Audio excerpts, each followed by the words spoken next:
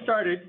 My name is David, and I have Kyle here with me. Kyle, you want to introduce yourself formally? Yeah, Kyle Hedden. I teach history online primarily here. Our main online Yeah, instructor, yeah. doing a Herculean effort over there with our thousands of online students. Thank you. And my name is David Dean. I'm a full-time faculty ground instructor here, and today's a fall 2018 History Department webinar. Welcome to our webinar, and we'll get into kind of what we're doing today. So the first thing I wanted to go over for everybody is some program numbers. I'm just letting everybody know they can type if they don't wish to speak. Right, you can type here. I've got Adam here monitoring you guys' activities. If you want to speak, you can jump up. If you're eating chips, make sure your phone is muted. Okay, so just some program numbers here. This is showing you our spring and fall 2018, spring 2019, our expected numbers, spring 19 and whatnot, just to kind of give you a last three semester kind of thing, or present, one before, one after kind of thing of our program numbers. And you can see here that the traditional campus is running about 150 or so students in the spring of 2019. We had about 150 or so this fall. And so we had some graduates last spring, and so that's why our number dropped off, because we had some December graduates last year. But that's just showing you that the pipeline on ground is we're hovering about 150, but it's creeping up probably, I'd say probably about a dozen or so each semester, each fall to fall. We creep up about a dozen kind of a thing. It's not explosive growth, but it's something. Of course, online, we have well over 500 or so online, including 436 that are in the secondary ed program, which is a phenomenal number of students. And for those of you who aren't really super familiar with the course walk, the Bachelor of Arts in History and the Bachelor of Arts in History for secondary education, they take 10 of the 12 classes in the program in common. So that means they all take the 110 and 144s, they all take 306, the historiography class, they all take the research methods class, they all take things like War and Revolution and 20th century Europe, Renaissance, I get it just right. They all take War and Revolution, they all take Southwest Borderlands, U.S. since 1945. Not all of the students take Renaissance and Reformation. Not all of the students take 20th century Europe. And those two classes are in the regular history program, but not in the secondary ed program, because secondary ed gobs up in their program more education classes. So those kids have no electives. They just take, and so we had to kind of make a couple tough choices for them. In our program review, we're finding that that's a deficiency in terms of students passing their certification tests. So we're going to go back and look at how we can combine or swap or create some other efficiencies of things so students are getting that material content. The public history courses, the only difference between the two is that the public history students don't take any of the European history classes. So they don't take Asia, they don't take ancient Mediterranean, they don't take Renaissance and Reformation. Instead, they take all the American history classes, and then they take 5 courses that are public history specific: museums, and material culture, and they take a class in historic preservation, they take a class in community history and that kind of stuff. So if you don't teach the public history students, I don't necessarily know about them. You can see that between ground and online, that's a pretty small population. So you may not encounter many of them, but they're all going to be very passionate about the true or the central history classes that they take. So when you encounter them in 144, if you encounter them in Southwest Borderlands or whatever, you're going to get really good quality students. Yeah. Very engaged.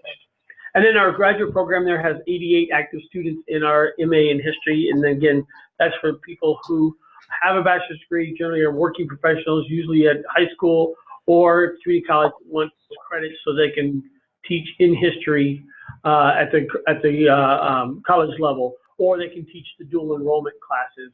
So they can teach our college classes at their high school, and their kids can get both high school credits and college credits for that same course. Yeah. Okay. Anything you want to add to all that blather? I think you covered everything. Okay, I know. And if I'm talking too fast, just let Adam know, and he'll wave at me and tone it down. All right, so the next section I want to spend a little bit of time on is comparing course performance. And oh gosh, that's a gigantic slide, and my students love those kind of slides. So what this is just giving you is kind of some comparison of all the courses that we have, the number of seats, both online and ground, and some relevant columns that are coming off of our EOCS and CEOCS kind of thing. So what I want to do is really focus in on just a few. So go to the next slide, please. So what I want to highlight here is the ones that are success rates over on the far right. Our success rates are either predominantly low or predominantly high, where there might be some differentiation between the two courses. So for example, you see here that History 325 online has a 92.6 success rate. History 325 on ground has a 95.8% success rate. That's a good match between the online experience and the ground experience. I don't want to talk about that one, okay? So what I really want to focus on is the ones that are in the 70s in both cases that I've highlighted in kind of that orange color. The courses that are highlighted in yellow, where we see that there's trending below 85% success rate. And then those courses that we know are troublesome online that are having a higher success rate on ground. So as you can see here, those are in green on the ground classes. So let's zero in on just 3 of the lower division classes first. Next slide. Next slide, yeah. Lots of colors here. Okay, so what you see here is at the top, I've got History 110, 144, and 255. Our 3 lower division classes in our program that every one of our students encounter. And you can see the number of seats, you can see our Likert scales there and whatnot. And what I'm highlighting here, what I'm pointing out is that it's the contention I'm making here, or what I'm trying to connect together here, is that if the assignments are clear and the instructions are clear and students feel like they're clear, then they're going to do better in their class.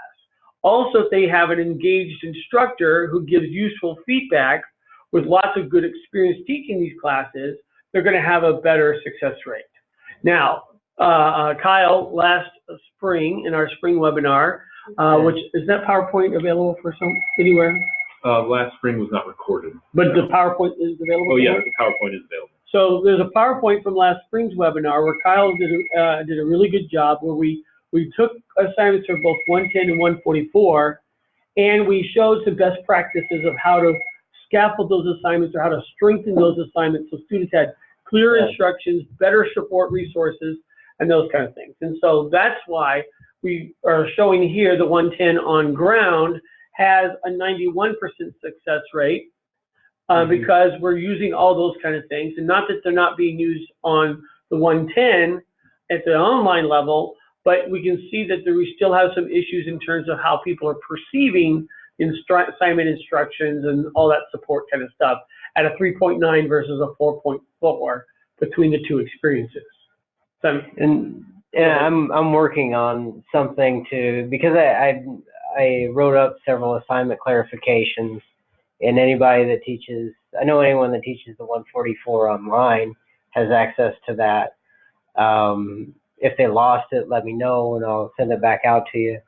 But I think that those clarifications, the feedback I've gotten from the ones that gave me feedback said that their students are doing better on those.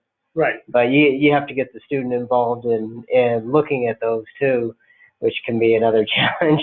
But I'm getting good feedback from the other instructors on that. I'm working on that for the 110 right now for online, and it should be pretty much the same thing for ground, and you'll have that one whenever I'm done. And if there's anything that as faculty you find that you're doing very well, that you see something that's working, well then send it to Kyle and I, and we'll make sure that we're Please tell me. those. Yeah. All we want to know is how well we can make those student experiences. Now, granted, obviously we don't have 1,300 history majors. No. But we have, those are general ed population classes. And so you can see online and on ground, almost 2,000 students go through that U.S. history class. So that's a class that we really want to make sure that the experience is as good as possible. You can see that the success rate, even on ground, is at 88.9%. So it's trending above 85%, but that margin is so close that it could be problematic. Now, about the online, most of those 464 students on ground are taught by our adjunct faculty. And we have some really great faculty members who are passionate about American history, and they only teach that class. They teach multiple sections of it, and they love it. And so, not to pick on the online faculty, but I think that when we look at the engaged instructor, it's pretty easy on the ground experience to be engaged and engage your students, because you're standing up there and you're telling those great stories and you're showing off the great slides and the different materials that you have. And so that instructor engagement, that instructor expertise, those things I think go really, really well in the ground experience. And you see that the assignment clarifications are pretty strong in that world. So on the ground, on the online kind of things, again, I'm not saying that we don't have engaged instructors and that they're not giving good feedback or that they don't have the expertise, but somewhere along the way, it's kind of the perception of what the students are feeling. That if we can increase their perception that their instructors engage, increase their perception or their feeling that they're getting useful feedback and that their instructor has a lot of expertise, that passion for the subject, then I think that's going to translate into higher success rates. And so that's kind of what we're looking at here, is a relationship between assignment clarifications, engagement from the instructor side, useful feedback, and of course, expertise of that passion kind of thing. And I mean, half of that, I teach almost half of those 144 online. So that's, would you say it's about right, Adam? Yeah. Oh, yeah. Okay. And again, so there is. It's not a pick on you. Oh, I know you're not picking on me. But it's perception. Yeah, it is perception. And engaging a student online is a different story. Right. So at the end of a little bit later on in our talk today, I'll kind of give what I think are some suggestions to that effect. But let's go to the next slide. So the next slide here, I'm now looking at just the upper division courses. I pulled the public history courses out of this because our populations are too small for those. And I pulled out the lower division classes, so that we're really here just looking at, again, the same kind of clarity on the assignments, engaged instructor, useful feedback, and instructor expertise, and success rate lines in these cases. And so you can see that on ground, the History 306 class is trending at 78.9%. And it's got, seems like high instructor engagement, high things, but the instructor, or the comments seem to be kind of lower, you see, there. Whereas up above, all things being equal across the board, almost, you have a higher success rate. So what explains that? I don't know. Perhaps it's just the fact that students withdraw from the class. You know, they withdraw at a higher rate on the online experience. But for whatever reason, there just seems to be a disconnect in that success rate. I might also suggest as to wonder where they're taking that 306 class in their program. Since we don't have any prerequisites, it may be sooner or later in their program, and that might affect their success rates or something. Yeah. You go to History 350, that's our Asian Empires class. And again, in the online, you can see that its success rate is trending below 80%. That makes us kind of have some caution to that. But then our ground experience is turning just above 80%. So again, look at the things that are kind of equal. The assignment clarity is close. The instructor engagement seems to be within some parameters. Feedback seems to be higher, notably higher in terms of the useful feedback. And then instructor expertise seems to be kind of a notable difference between those. And that might be explained, but again, there's a course that needs some improvement. I'll drop down here to History 450. That's US since 1945. You see that it's got a 94% success rate. And I'll say that's largely because students take that as one of their last classes, particularly those that are teaching, that are secondary ed majors. They're taking that as their last class before they go off to teach, to do their student teaching. And so those are very late program 36 seats. Whereas online, what we're finding is that a number of those 330, those numbers in seats there, the 335, they're getting that as their first or second course online. Oh. So here they have to write a big paper.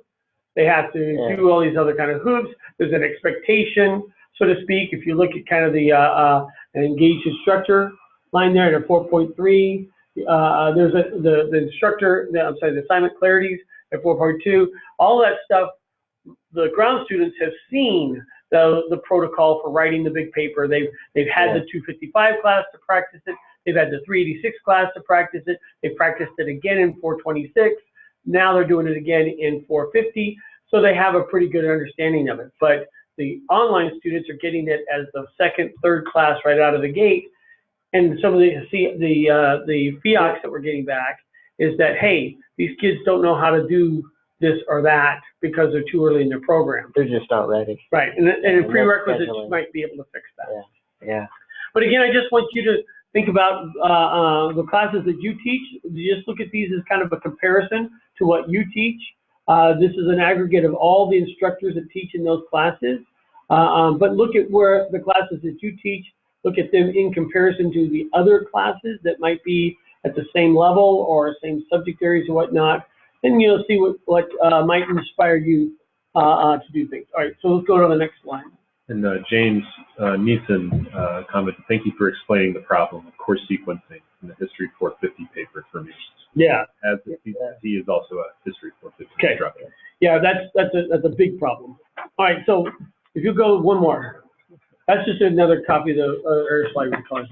Okay, so if instruction clarification is one of the problems with things, if that's an area where we can improve the perceptions of students, that instead of just trusting what LoudCloud says, go do it, if we can kind of address some clarifications, perhaps we can increase that perception and increase ultimately performance. So I've got a little checklist here. As an instructor, I have to ask myself these questions. Perhaps you ask yourself these questions too. Do you know what the learning objectives are being assessed by that assignment? Yeah, they're in there. You've got to dig around and find them in LoudCloud. They're on the syllabus if you download the syllabus. But every assignment is assessing an actual learning objective. And so sometimes we get caught up in, oh, well, they're writing a paper. Well, yes, and that has a certain kind of learning objectives versus here's an assignment that's a knowledge check.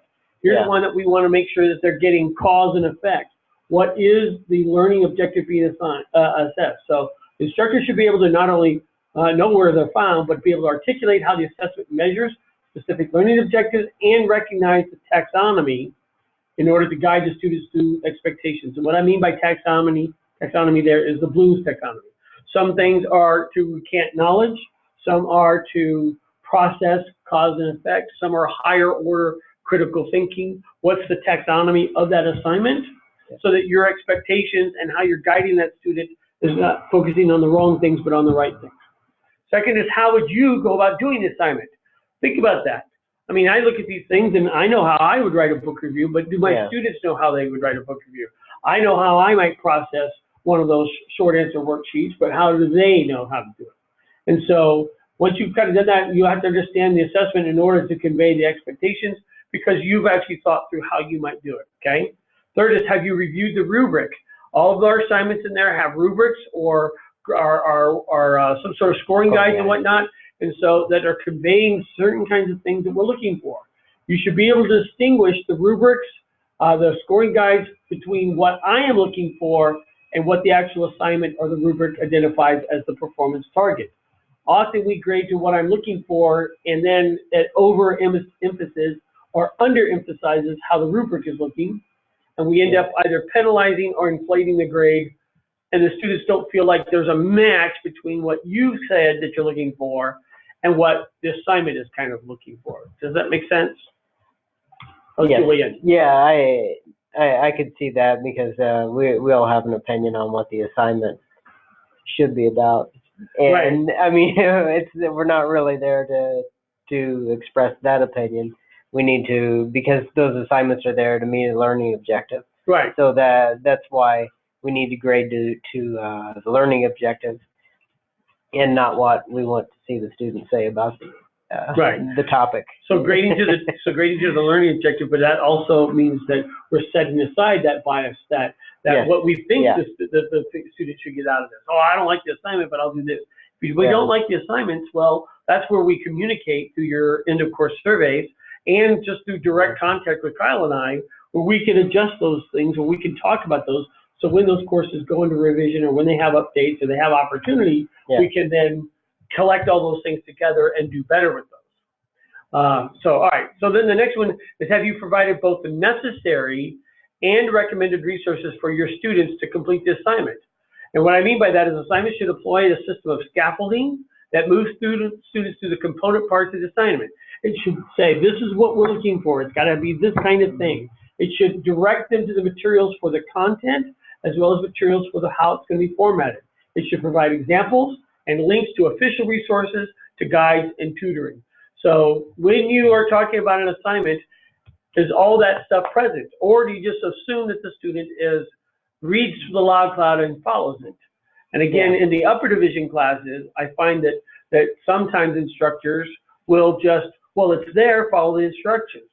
That's not necessarily what we're talking about here. We need them to be really engaged in it. Yeah. Fortunately, the work that you've done in the 144 class and what you were doing on the 110 class really does a lot of this kind of stuff. I think that covers it in there. I mean, I hope that whoever uses it makes sure that the questions are in your own writing style and not mine. I don't want to take over your class or anything like that. But those are ideas of questions you can ask, and there's a resource there that the students can use to answer a question that's related to the assignment. And I think that should at least get their mind going while they're working on the assignment, and gives them a source to use. Sure. That because they're always like, where can I find this information? Right. You know? Did you read what I said? Right. Well, part of the thing is their time on task. Yeah. Students are going to spend a couple of hours doing these assignments. If they're off on some sort of scavenger hunt and they can't turn up things, then they're going to get frustrated, and they're going to turn in poor quality work because they're just going to grab whatever they can. If we provide more resources for them, if we direct them, hey, to do this paper, you need 3 to 5 scholarly sources.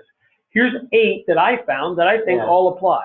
You choose 3 to 5 from this 8. Now they don't have to spend any time, because the assignment is not about can you use the library. The assignment is, can you process information and construct a paper out of it. And so we have to remind ourselves of the learning objective. If the learning objective is go learn to use the library, well, that's a different task. It's not a research. So we have to make sure that we're not setting our students up for failure by having not necessarily ambiguous, but just incomplete assignment instructions. Because really, if we want them to do something, well, if I want students to bake a cake, I would give them the list of ingredients. If I'm going to bake the cake with them, I want to set the ingredients in front of them. And as instructors, a lot of times that's what we're doing. We're baking that cake with them. And I started, all the ones that I wrote up, I just started writing down the issues that my students normally had. And so those clarifications sort of cover those issues that usually that I would see often in those assignments. I'm like, you know, if you read this, at least I won't have that issue on this assignment, and maybe it'll, you know, I'll get better grades on these papers. And they started working, and I hope that they work for everybody. Sure. All right. So the last one on this slide here is, have you reviewed your students' needs, their skills, their resources, backgrounds, and program status to anticipate any areas that need specific attention? You have to be aware of your students' circumstances, particularly online. These folks are busy. They're juggling a lot of things. They have an attitude that they bring to online learning that is sometimes less than what our expectations are. They certainly are trying to juggle a lot of other things. And then on top of that, they may not be scheduling properly. So you get a kid that is, you know, second class, third class in, they're now 450 and they've got to write a big research paper. and they have never been through our protocol to do so. I've taught classes later on in the program. They're like, yeah, I've got one more class to go after this, and it's the research methods class. And I asked them, well, how did you get through the other 4 classes we had to write a research paper? I kind of winged it, So we have to do better with scheduling on our side and prerequisites and things which we may have in our outcomes of our program review. But at the same time, you as instructors, make a poll, take a pulse of your students, because if they haven't had that, then you have to scaffold that in there, bring them up to speed on that protocol so that they know what to do, that expects you. That's extra for them to have to do. And we do get, I know in like the U.S. or world history class, we'll get those dual enrollment students that they haven't taken a lot of the history instructors don't know that our students go through like a welcome to GCU class, and they tell them how to submit an assignment or what a substantive post looks like, and how to review, well, we don't use Turnitin anymore, or Ghostwrite, how to review those things to make sure that everything's fine. And those dual enrollment students don't really know that. But if you have a student that tells you they're a dual enrollment student, because I've been telling people there needs to be a little sign on there that says this is a dual enrollment student. But if you get one of those and they don't know how to do it, then let me know, because I've taught that welcome to GCU class. So right. And again, that's just connecting them to those resources, those skill sets and stuff that now become extra to them because they're out of sync or they're out of things. And so again, we want to find ways to make sure that their skills in completing that assignment that they're able to develop what the skills necessary, or we're reinforcing them, or we're demonstrating them, whatever those things that the circumstance that students match kind of the keel, the evenness of where they're at the class. They all the boats have to get to the same level before they can leave the harbor. Yeah. All right, let's go to the next slide. So here's some best practices for engagement that I find that works both ground and online. Some things that I think are pretty helpful. First of all, whether ground or online, when beginning a new topic, you need to provide an overview of the subtopics. This is the outline for the week. This is what we're going to be talking about. Here's our learning objectives. Here's what your assignments. You're going to have to do this. You're going to have to do that. And here's some resources that I want you to read and when I want you to read them by. Some sort of kind of overview, preview kind of thing. Don't rely on LoudCloud or presume your students are active learners. You have to be overt and proactive and anticipate where they may falter. And just starting out the week, every week, a new topic with something, whether it's a classroom announcements. I do this all the time. I stand in front of my students. Okay, next week, we're going to be starting a new unit. We're going to be doing this. First day of that new unit in the class the next week. Hey, we're going to be the next couple of weeks. This is what we're going to be talking about. This is how it fits in. These are the things I want you to learn. And I have a slide that's, that comes up every day.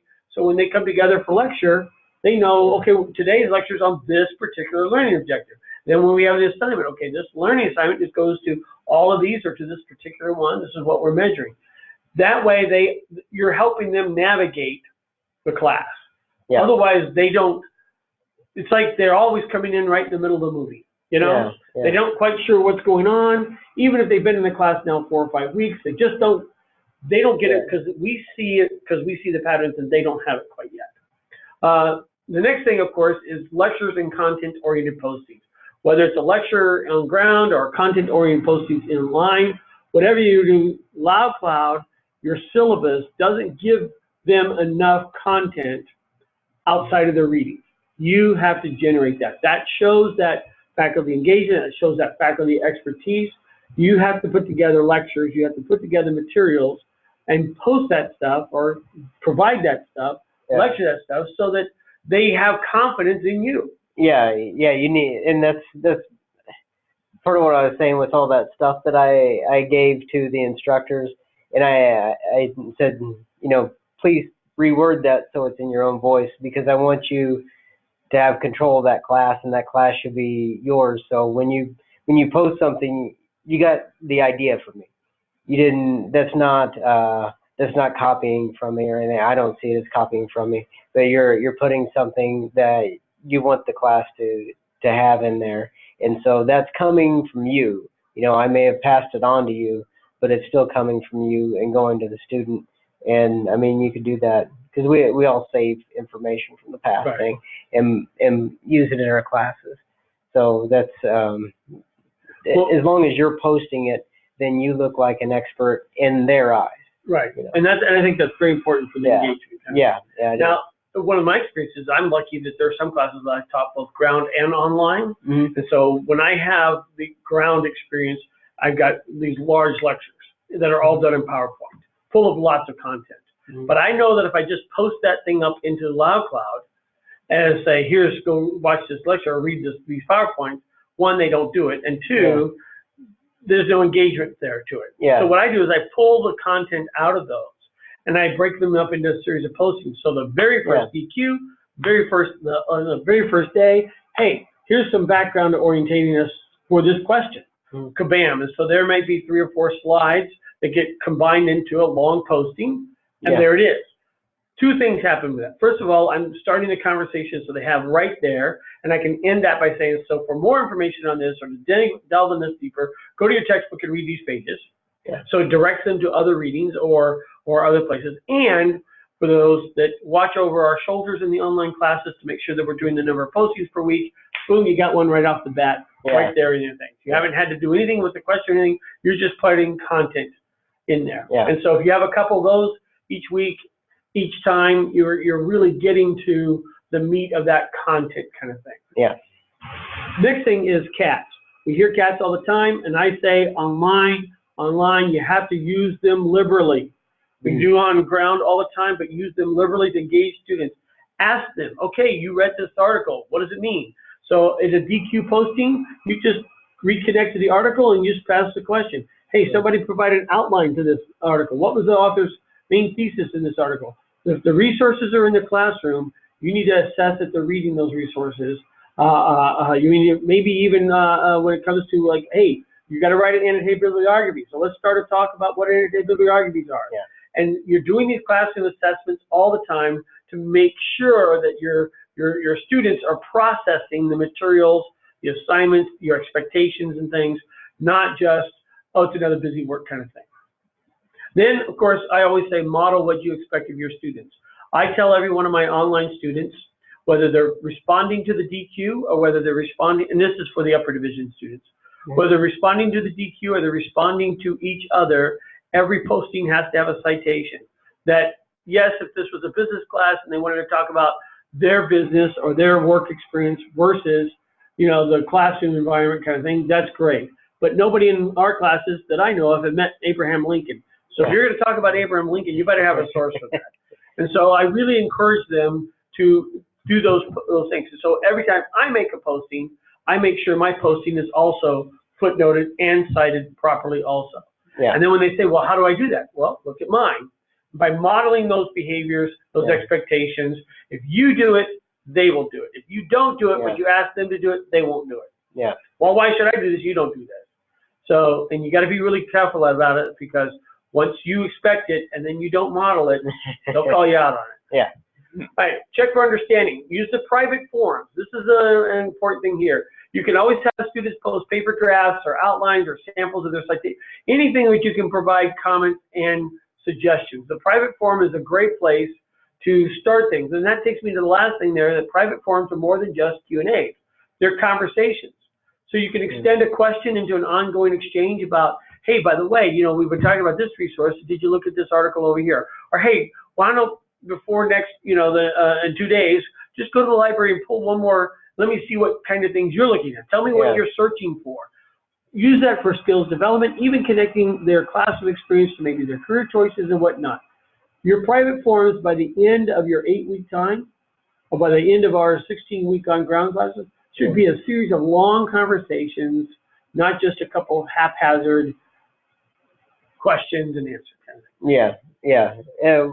That's one place where you get to engage a student one-on-one, which is something that happens just regularly on ground. And a lot of people don't really consider that online. Right. So to get to do that, they get to know you a little bit better. And you get to know them. Yeah. And then that helps you, again, direct them to success. And what are they going to walk away feeling like? Wow, my professor was giving me great feedback, because it may not show up on a paper, but now you're giving them feedback, or at least conversation in this, and Yeah. my professor was very engaged. Oh, they know so much, because you got to show them something there Yeah. that wasn't canned or processed or something in another environment. Yeah, and I've had students that fail my class, and then I see their name again, and I do like a welcome call. I'm like, did you, I hope you like me, is what I say. And they said, actually, I requested you. And I'm Okay. like, oh, well, I failed you last time, but they said, yeah, it was my fault. Okay. That's good. Yeah, That's yeah, okay. So, My students that fail me, they can't avoid me, because, you know, they have to come back. And they come back sheepish, but they come back. All right, let's go to the last slide here, this one up front. All right, so I got this slide here on formula, and with this is kind of going to wrap up kind of the meat, and we'll open up for some questions here. But just kind of, I want to kind of walk through, this is kind of the world according to me. It's very close to the university kind of thing, but this is kind of how I've always understood our system of engagement. So let's talk about the students. They're getting 4 credits, which means 4 hours of instruction is delivered to them weekly during their thing. Or for an online class, which is accelerated, that's 8 hours of instruction delivered over their 7 to 8 weeks, okay? Now, with that in mind, that means that on ground, they have to physically show up into class. That means online, they have to physically show up to class during that amount of time. That's not just a couple of hours a week, that's 8 hours a week online.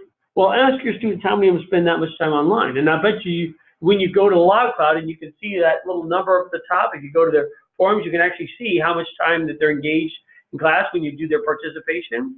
You can see there's a thing there that tells you how much time they spent in the classroom. Did you know that? I didn't see The new that. one. We're not using that in Yeah, the, online, they're not using it. No, well, in ground students, we can see this. oh, okay. But you should be able to gauge that they're Yeah. spending time. What I find is a lot of students do the pop in, a couple of quick responses, and they're like, good, I'm done. Now I can go off to take the kids to soccer, and I can go watch a football game, you know, because they're doing these classes in stride rather than realizing that they have to be actively engaged. Their Yeah. learning time is quite a bit. So if you take that online instruction time includes them making postings, reading and replying to others, watching or reading instructor posted materials. So if you post a lecture, you post a video, you post something, that counts as part of those 8 hours. That's as Yeah. if you're lecturing them in the classroom. Managing class actions like QFIs, turn it in, your private forums, online quizzes, a test, all of that stuff is part of their online instruction formula, those 8 hours. Plus, for every hour in class, they should spend 2.5 hours outside of class. Poll your students and ask them how long did they spend on a particular assignment. Again, just writing the assignment, they usually will allocate 2 to 3 hours, okay, to do the assignment, but then 2 to 3 hours to do all their postings, and now you know that they're at 6 to 10 hours a week, not Yeah. 20 hours a week. And they're counting their in-class time as part of their 20, as opposed to their outside of class. So really, we're talking about trying to be close to about 24 to 28 hours a week engaged in the classroom. We'll ask them how many of your students would take this class online if they realize that they have to spend 20 plus hours of their week on this class. Yeah. Most of them aren't going to go that way. So that's why we have the outside class includes reading their textbook and articles, watching classroom posted videos, or reading the materials that are posted in LogCloud already. That all counts as your outside class time, okay? As well as research and writing papers, preparing for exams, and that kind of stuff. And so if you look at between the course hour times there, you know, I would think that it would be pretty ambitious to get your students to 224 hours of learning time over the course of 8 weeks. But imagine how well your students do if they go from, say, 90 hours to 180 hours. If they doubled their amount of time, and so that means if they're going to double their amount of time, guess what? As faculty and as instructors, when I teach online, what I'm finding is that I'm doubling my time. I might have my postings pre-prepared. I might have my weekly announcements. I might have a bunch of stuff. But that doesn't mean that I just shave off that time. That now allows me to divert my hours of engagement to now the private forum, to now doing more feedback on the papers, to now being more engaging about the responses to others, to making sure that everybody's really upping their game, to going and finding that extra resource and commenting on it and stuff. Yeah, continually revising your instruction. Right. Yeah. And that, and we do that on ground all the time. We prepare our lectures, we hone our lectures, we prepare our activities. We do that every week anyway. Yeah. And we don't walk away, well, just because I got my PowerPoints done, doesn't mean that one, I'm in the classroom any less, and two, I'm not any less doing other things. I just get to divert my attention. And so again, the moral here is that not only do we want our students to divert their attention more to the class than from the rest of the world, Yeah. it is not easy, but also to divert our time as instructors so we can increase that perception of engagement. Yeah. And ultimately course success. Yeah. That was a long way to say that. So what we'll do now is open up for everybody who has any questions. Happy to try, Kyla and I will try to go over any questions we have. But that's kind of where we are with our department webinar for the day. Adam, anybody Yeah, got I any questions? unmuted the phone, so there aren't any questions so far. Oh, you moved your phone? No, okay. yeah, we're good there. So if anybody has any comments or questions about their courses, Good to Yeah. speak or type. speak or type. Or even to say hello. Kyle, do you want to just real quickly read out your phone number? Yeah, mine got lost. So it's my phone number is I got it. I'll type it in too. oh, okay, 602-639-8019. And my email is just kyle.at@gcu.edu.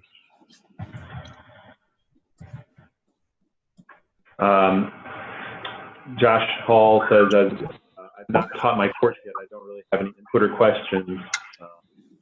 Jokingly says, sorry to be a bit of a boring participant. Okay. Hopefully I've given you more to kind of think about. James Neeson says, great webinar. In fact, I think the next webinar, in the springtime, we'll talk very specifically about course sequencing and kind of what our proposal is, because by that time we'll have a good proposal on how we're going to revise the program to make our course sequencing include both prerequisites and to make sure that students are kind of getting and not stacking. The problem we have on ground is that they'll get stacked with 3 big writing paper classes Yeah. in the same semester. Yeah. So they have 386, 450, and 463 all in the same semester. And then they're all dying because they're all writing 15-page papers times At the same 3, time. and we make them specifically not cross-pollinate. Yeah. So the ground instructors all talk and say, okay, here's the proposal that these students are doing in my class, and then their students, the same student in another class, can't even be in the same like area, time zone stuff. We make sure that they go very diverse. And the students want to make an efficiency in that, but we're like, no, you need to encounter more sources, you need to encounter more voices, different perspectives, different theories. And so it just drives them crazy, but they have to do it that way. So. No other comments. All right, well, if there are no other comments or questions, thank you all for being part of our webinar today. And again, if you have any questions or comments, please feel free to email Kyle or I, and we will get back to you with anything that we can as soon as we possibly can. All right, goodbye.